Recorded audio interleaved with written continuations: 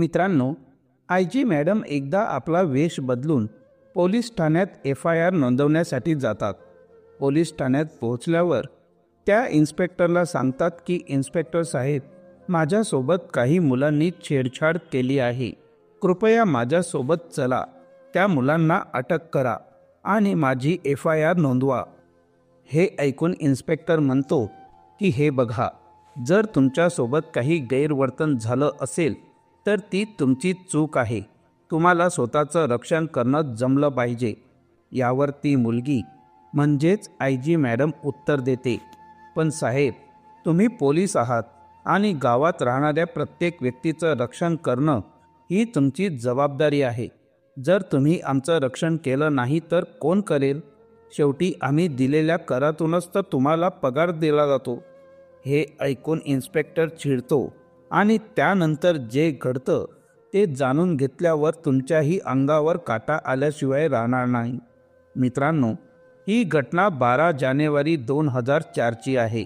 कल्पना नावाची मुलगी, जी कदाचित आयुष्यात हा दिवस कधीच विसरू शकणार नाही. कल्पना फक्त 19 वर्षांची एक हुशार विद्यार्थिनी होती. ती आपल्या आई वडिलांची एकुलती एक मुलगी होती आणि तिच्या वडिलांचं नाव बाबू यादव होतं. कल्पना बालपणापासूनच अभ्यासात खूप हुशार होती आणि ती नेहमी तिच्या वर्गात पहिल्या क्रमांकाने उत्तीर्ण होत होती. कल्पनाचे वडील एक छोटासा व्यवसाय करून आपल्या कुटुंबाचा उदरनिर्वाह करत होते आणि आपल्या मुलीला एक मोठी सरकारी अधिकारी बनवण्यासाठी खूप परिश्रम करत होते. 12 जानेवारी 2004 रोजी कल्पना अभ्यासासाठी तिची मैत्रीण कोमल हिच्या घरी गेली. कोमलचं घर कल्पनाच्या घरापासून काहीच किलोमीटर अंतरावर होतं. त्यामुळे ती सकाळी पायीच कोमलच्या घरी गेली. परंतु रात्री घरी येताना कल्पनाला उशीर होतो आणि त्या काळात गावात वीज पुरवठ्याची खूप कमतरता होती. मित्रांनो, रात्रीचे 10 वाजले होते. कल्पना सुनसान रस्त्यावरून आपल्या घरी परत येत होती. तेव्हाच अचानक काही गुंड आपल्या गाड्या तिच्या आजूबाजूला फिरवू लागतात आणि तिच्याशी गैरव्यवहार करू लागतात. कल्पना खूप घाबरते आणि आपले प्राण वाचवण्यासाठी तिथून पळून जाऊ लागते. त्याच वेळेस मोटारसायकलवर मागे बसलेला एक गुंड तिच्या ओढणीला पकडतो. कल्पना त्याच वेळेस खाली कोसळते, पण ती हार मानत नाही आणि ती पुन्हा उठून पळायला सुरुवात करते. मोटारसायकल असल्यामुळे ते गुंड पुन्हा तिचा पाठलाग करतात आणि पुढील चौकात तिला पकडतात. त्यानंतर ते 4 गुंड तिला उचलून जवळच्याच शेतात घेऊन जातात. त्याच गुंडांकडून कल्पनासोबत छेडछाड होते आणि तिच्यावर बलात्कार केला जातो. त्या नराधमांमध्ये दया नावालाही जागा नव्हती. फक्त 19 वर्षांच्या मुलीसोबत त्यांनी इतका अमानवी प्रकार केला की कल्पना वेदनेमुळे बेशुद्ध होते. जेव्हा कल्पना काही वेळ घरी पोचत नाही तेव्हा तिचे वडील बाबू यादवजी तिला शोधण्यासाठी घराबाहेर पडतात आणि ते कोमलच्या घरी जातात. तिथे त्यांना समजतं की कल्पना तिथून खूप वेळापूर्वीच निघाली होती. आता जेव्हा त्यांना असं समजतं की कल्पना खूप वेळ आधीच इथून निघून गेली आहे, त्यांची चिंता अधिक वाढू लागते. ते तिला इकडे तिकडे शोधायला सुरुवात करतात. शोधता शोधता ते रस्त्यांनी जात असतात.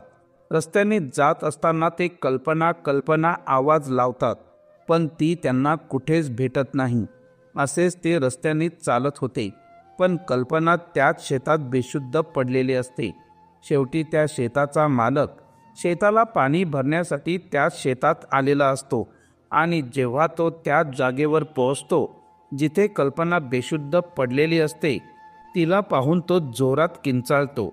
रस्त्याने चालत असलेल्या कल्पनाच्या वडिलांना तो आवाज ऐकू येतो. ते धावत धावत त्यांच्याकडे जातात आणि त्यांना विचारतात की काय झालं दादा? तो शेताचा मालक म्हणतो की इथे एक मुलगी पडलेली आहे. हे ऐकताच कल्पनाचे वडील घाबरून जातात. जेव्हा ते जवळ जाऊन पाहतात तेव्हा त्यांच्या डोळ्यात पाणी येतं. ती मुलगी दुसरी कोणी नसून त्यांची स्वतःची मुलगी कल्पनाच होती. कल्पनाला बघून तिचे वडील जोरजोरात रडू लागतात. ते तिला उठवण्याचा प्रयत्न करतात, पण ती उठत नाही. तेवढ्यात त्या शेताचा मालक पाणी आणून तिच्या तोंडावर पाण्याचे काही थेंब टाकतो. तेव्हा कल्पनाला शुद्ध येते. शुद्धीत आल्यावर ती तिच्या वडिलांना समोर बघून खूप मोठ्याने रडू लागते. ती पूर्णपणे हादरलेली असते. कल्पना जेव्हा संपूर्ण सत्य आपल्या वडिलांना सांगते तेव्हा त्यांच्या पायाखालची जमीनच सरकते. ते कल्पनाला घरी घेऊन येतात आणि जेव्हा कल्पनाच्या आईला ही घटना समजते तेव्हा संपूर्ण कुटुंब हादरून जाते. कल्पनाच्या वडिलांना खूप राग येत होता. त्यांना हा प्रकार लपवायचा नव्हता. त्यांना वाटत होतं की त्यांच्या मुलीला पूर्णपणे न्याय मिळावा आणि त्या गुंडांना कठोरपणे शिक्षा व्हावी. बाबू यादवजी आपल्या मुलीला घेऊन जवळच्याच पोलीस ठाण्यात जातात. तिथे त्यांची भेट पोलीस ठाण्याचे प्रभारी लालू कुमार यांच्याशी होते. ते संपूर्ण घटना लालू कुमार यांना सांगतात आणि त्यांना विनंती करतात की माझ्या मुलीवर काही गुंडांनी बलात्कार केला आहे. कृपया माझी FIR तात्काळ नोंदवा आणि त्या गुंडांना अटक करून त्यांना फाशीची शिक्षा द्या.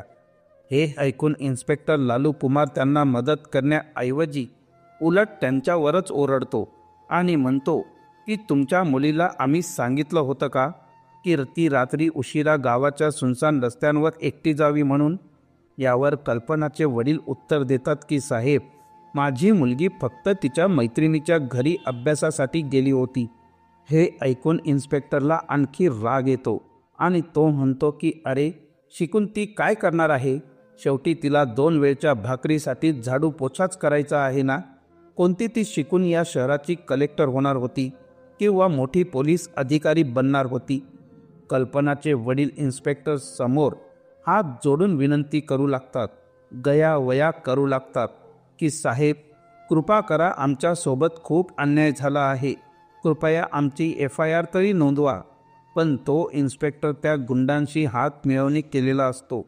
त्यामुळे तो कल्पनाच्या वडिलांचा अपमान करतो, त्यांना शिवीगाळ करतो आणि पोलीस ठाण्यातून बाहेर हाकलून देतो. तो पोलीस इन्स्पेक्टर कल्पनावरच दोषारोप करून म्हणतो की जर तू कोणासमोरही तोंड उघडले, सत्य सांगितले, तर त्या गुंडांकडून तुझ्या आणि तुझ्या मुलीच्या जीवाचा खेळ केला जाईल. कल्पना आणि तिचे वडील निराश होऊन आणि घाबरून घरी परततात. संपूर्ण कुटुंब त्या रात्री खूप रडतात आणि या सगळ्या प्रकारामुळे कल्पनाच्या वडिलांनाही खूप मोठा धक्का बसतो. त्यांची तब्येत खालावत जाते. काही दिवसांनी त्यांची प्रकृती आणखीनच खराब होते. उपचारासाठी खूप खर्च होतो आणि त्यांचा आर्थिक डोलारा कोसळतो. कल्पनाच्या दुःखांचा डोंगर तेव्हा आणखीनच उंचावतो जेव्हा काही दिवसांनी तिच्या वडिलांचं निधन होतं. त्यांच्या मृत्यूने कल्पनाच्या मनात त्या 4 नराधमांविरुद्ध आणि त्या भ्रष्ट इन्स्पेक्टर विरुद्ध एक आगीचा ज्वालामुखी पेटतो.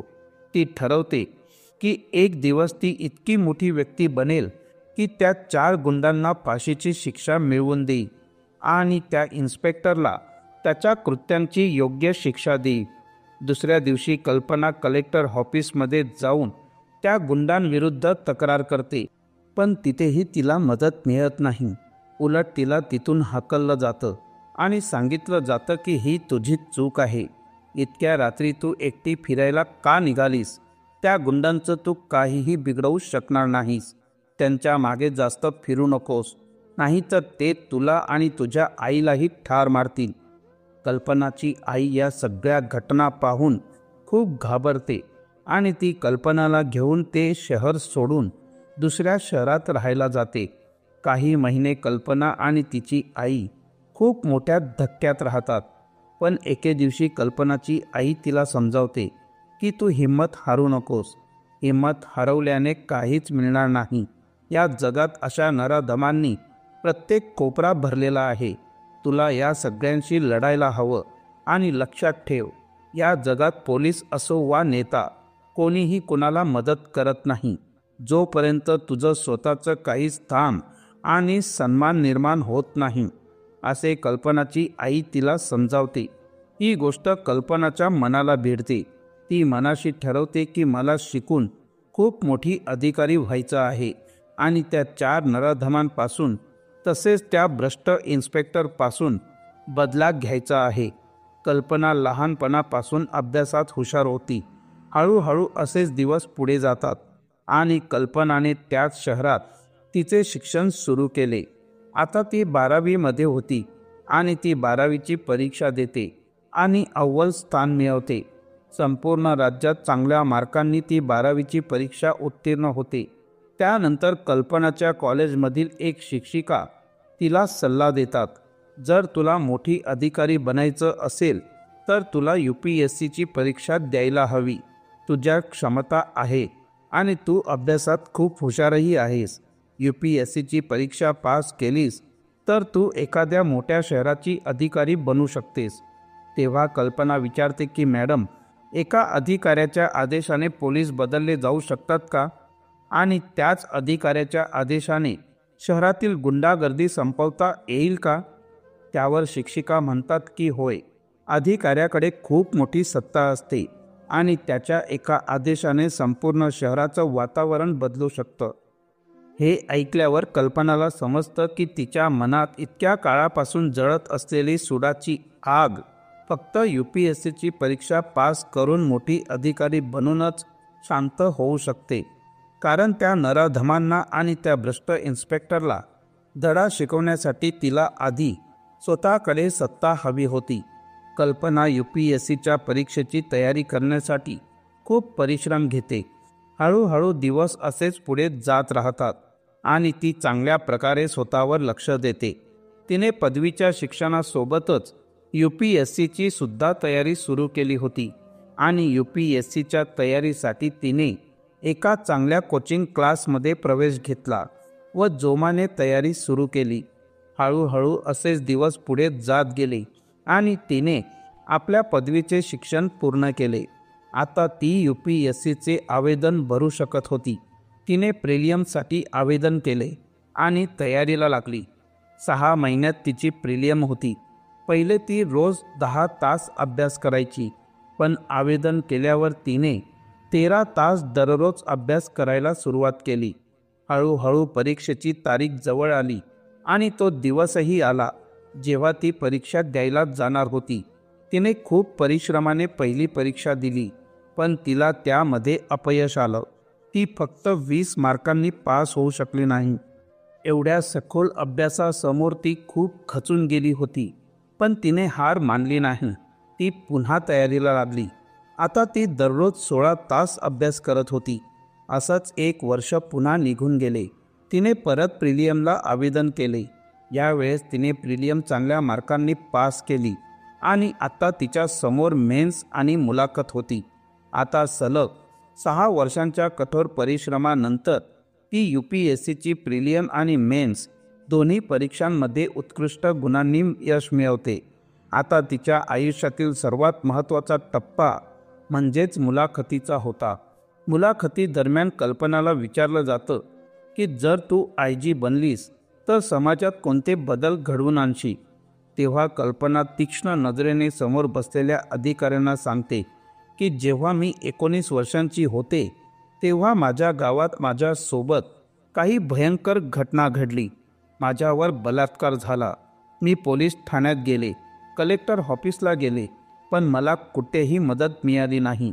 आजही ते नराधम मोकळेपणाने फिरत आहेत. जर मी IG झाले तर माझं पहिलं उद्दिष्ट असं असेल की प्रत्येक शहर आणि गावाचं वातावरण सुरक्षित करणे. कुठलीही मुलगी, महिला किंवा पुरुष यांना बाहेर फिरताना जरासुद्धा भीती वाटता कामा नये आणि जर त्यांच्यासोबत काही चुकीचं घडलं तर पोलीस नेहमी त्यांच्या मदतीसाठी तयार राहतील, असे कल्पना सांगते. तिच्या या सत्य कथनाने समोर बसलेले अधिकारीही भावुक होतात. काही दिवसातच निकाल येतो आणि कल्पनाचं नाव यादीत दिसते. आता कल्पना एक IG अधिकारी बनलेली असते. मित्रांनो, कल्पनाच्या या जिद्दीने आणि संघर्षासाठी तिचं कौतुक करायला विसरू नका. तिच्या हिमतीला सलाम करण्यासाठी एक लाईक आणि कमेंट नक्की करा. थोड्याच दिवसात कल्पनाची ट्रेनिंग सुरू होते आणि 1 वर्षाच्या काळात तिने सर्व कायदे आणि सर्व व्यवस्था व्यवस्थित समजून घेते. पहिली पोस्टिंग तिच्या मूळ जिल्ह्यात होत नाही, पण कल्पना आणि तिच्या आईने त्या घटनेनंतर तो जिल्हा सोडला असल्याने योगायोगाने तिची पोस्टिंग त्याच जिल्ह्यात होते, तिथे जिथे तिच्यासोबत ती दुर्दैवी घटना घडली होती. कल्पना त्या जिल्ह्याची नवीन IG म्हणून रुजू होते. बरीच वर्ष लोटल्यामुळे ते नराधम आणि भ्रष्ट इन्स्पेक्टर कल्पनाला ओळखत नाहीत. कल्पना कार्यभार स्वीकारते आणि पहिलं काम म्हणून शहरभर सुरू असलेल्या बेकायदेशीर व्यवसायांना बंद करण्याचा आदेश देते.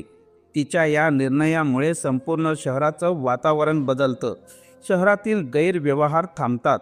एके दिवशी कल्पना तिच्या गाडीतून घरी जात असते, तेव्हा अचानक तिच्या गाडीसमोर एक 20 वर्षांची मुलगी येते, जी खूप घाबरलेली आणि रडत असते. कल्पना गाडीतून खाली उतरते आणि त्या मुलीशी बोलते. ती विचारते की काय झालं, इतकी का घाबरली आहेस? तेव्हा ती मुलगी सांगते की मॅडम, आम्ही इथून जेव्हा जेव्हा जातो, काही गुंड आमच्यासोबत रोज छेडछाड करतात. आम्ही रोज मोठ्या कष्टाने आमचा जीव वाचवून इथून पळ काढतो. आम्ही कित्येक वेळा पोलीस ठाण्यातही गेलो आहोत, पण तिकडूनही आजपर्यंत आम्हाला काही मदत मिळाली नाही. हे सर्व लोक एकमेकांसोबत मिळालेले आहेत आणि कदाचित हे त्यांच्यासोबत मिळालेले असतील, असं म्हणून ती मुलगी तिथून निघून जाते. कल्पना या शब्दांनी ऐकून खूप भावुक होते आणि कल्पनाला समजून येतं की आजही या गावात मुलींच्या छेडछाडीचे प्रकरण सुरू आहेत आणि आजही पोलीस ठाण्यात त्याच भीतीचं वातावरण आहे. ज्या कोणत्याही मुली तिथे जातात त्यांना मदत केली जात नाही. आता कल्पना ठरवते की तिला हे सर्व काही बदलवून टाकायचं आहे. तिला या गावाचं वातावरण सुधारायचं आहे. त्या नराधमाला शिक्षा देणं आवश्यक आहे आणि त्या इन्स्पेक्टरलाही धडा शिकवायलाच हवा. कल्पना समजून जाते की त्या इन्स्पेक्टरला आणि गुंडांना रंगेहात पकडावं लागेल, कारण ते दोघे एकमेकांसोबत मिळालेले आहेत. म्हणून ती एक अशी योजना तयार करते ज्यामध्ये ती दोघांना एकत्र पकडू शकेल. पुढील दिवशी कल्पना आपल्या सिव्हिल ड्रेसमध्ये त्या रस्त्यावर पुन्हा येते, जिथे काही वर्षांपूर्वी तिच्यासोबत छेडछाड झाली होती आणि बलात्कार झाला होता. यावेळेस कल्पना एक IG अधिकारी बनून रूप बदलून आपल्या टीमसोबत त्या रस्त्यावर येते. तेव्हा तिला दिसतं की काही गुंड तिचा पाठलाग करत आहेत आणि दुसऱ्या चौकात ते गुंड तिला पकडतात. कल्पना त्या चारही नराधमांचा चेहरा कधीच विसरू शकत नव्हती. ती ओळखते की हे तेच आहेत ज्यांनी काही वर्षांपूर्वी तिच्यासोबत बलात्कार केला होता. आता जेव्हा एक गुंड कल्पनाकडे हात उचलतो, कल्पना त्याला जोरदार चापट मारते. इतक्यात मागून 4-5 पोलीस अधिकारी येतात आणि त्या सर्व गुंडांना पकडतात. त्यानंतर कल्पना धावत धावत पोलीस ठाण्यात जाते आणि इन्स्पेक्टरला सांगते की इन्स्पेक्टर साहेब, माझ्यासोबत छेडछाड झाली आहे, कृपया माझी FIR लिहून घ्या. लालू कुमार, जो त्यावेळेसही त्या ठाण्याचा इन्स्पेक्टर होता आणि आजही त्याच ठाण्याचा इन्स्पेक्टर आहे, आणि तो तेच शब्द पुन्हा बोलतो जे त्याने काही वर्षांपूर्वी कल्पनाला बोलले होते. अरे मुली, तुझीच काहीतरी चूक असे. तू काय एकटीच रात्री बाहेर जातेस? या घटनेबद्दल कोणालाही सांगू नकोस, नाहीतर तुझ्यासोबत काय होईल त्याचा तू विचारही केला नसेल. हे शब्द पुन्हा ऐकून कल्पनाचा राग पेटतो. ती त्या इन्स्पेक्टरला जोरदार गालावर एक चापट मारते आणि नंतर आपल्या असली रूपात येते. सर्व पोलीस कल्पनाला पाहून घाबरतात आणि सर्व पोलीस कल्पनाला सॅल्यूटही करतात. त्याच वेळेस कल्पना लालू कुमार नावाच्या इन्स्पेक्टरला सांगते की इन्स्पेक्टर लालू कुमार, तुमच्या भ्रष्टाचाराच्या आणि दुर्बळ कृत्यांचा दिवसाचा आता अंत झाला आहे. तुमच्यासारख्या लोकांमुळेच समाजात मुली आणि महिलांच्या सुरक्षिततेवर प्रश्नचिन्ह उभे राहिले आहेत. आता वेळ आली आहे की या सर्व अन्यायाला पूर्ण विराम दिला जावा. हे बोलून कल्पना त्या इन्स्पेक्टरला अटक करण्याचा आदेश देते. कल्पनाची जिद्द आणि तिच्या आवाजाने संपूर्ण पोलीस स्टेशन सुन्न होतं. गुंडांना आणि इन्स्पेक्टरला एका तासातच अटक केली जाते. ज्या घटनेमुळे त्यांच्या जिल्ह्यात एक मोठा संदेश जातो की कल्पनाने तिच्या धाडसाने आणि हुशारीने मुलींवर होणाऱ्या अन्यायाला खंबीरपणे उत्तर दिलं.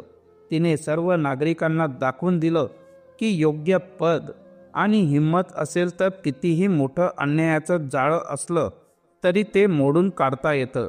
कल्पनाने फक्त स्वतःचा नाही तर प्रत्येक अशा मुलीचा आवाज बनून न्याय मिळवला ज्यांच्यावर अन्याय झाला होता.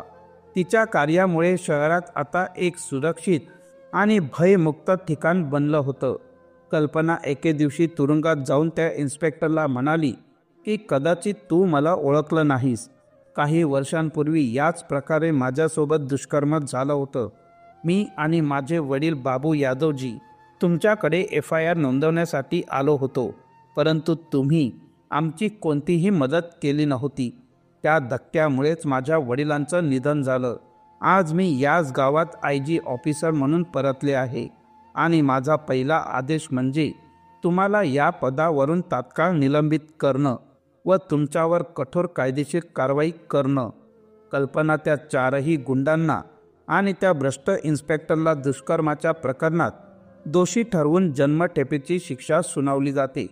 त्याचसोबत ती गावात चालणाऱ्या सर्व प्रकारच्या अवैध कामांना पूर्णपणे बंद करण्याचा आदेशही देते. कल्पनाच्या कणखर निर्णयामुळे गावातील सर्व गुन्हेगार आणि काळी कामं करणारी लोक भयभीत होऊन आपले काळे धंदे बंद करतात. गावात आता सुरक्षितता आणि शांतता नांदू लागते. संपूर्ण गाव कल्पनाच्या धाडसाचं आणि निष्ठेचं कौतुक करत होते. कल्पनाने केवळ स्वतःसाठी नाही तर संपूर्ण समाजासाठी एक आदर्श निर्माण केला होता. ती केवळ आपल्यावर झालेल्या अन्यायाचा सूड घेत नाही तर तिच्या वडिलांचं स्वप्न पूर्ण करून समाजातील महिलांच्या सुरक्षिततेसाठी नवा आदर्श प्रस्थापित करते. मित्रांनो, कल्पनाची ही हिंमत आणि तिचं धैर्य तुमचं मन जिंकलं का? खाली कमेंटमध्ये तुमचं मत नक्की सांगा. जर तुम्हाला ही कथा थोडीशीही आवडली असेल तर आमच्या यूट्यूबवरील कथांना तुमचं प्रेम द्या. तोपर्यंत धन्यवाद. जय हिंद, जय भारत. थँक्यू.